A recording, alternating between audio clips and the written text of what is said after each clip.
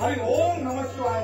या भागाच्या अग्रभागी मी या भक्ती तत्व ठेवून आणि या भक्ती तत्वाच्या योगे करून आज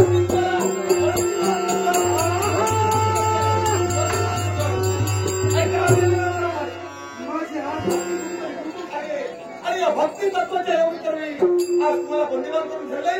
मी माझ्या मागे विराजच्या होते की नाही ते सांगा। अरे वा राजपती श्रेया, आज तुम्ही भक्तीच्या जोरावर या देवतांचा अधिपती देवेंद्राला तुम्ही बंदिवान केला।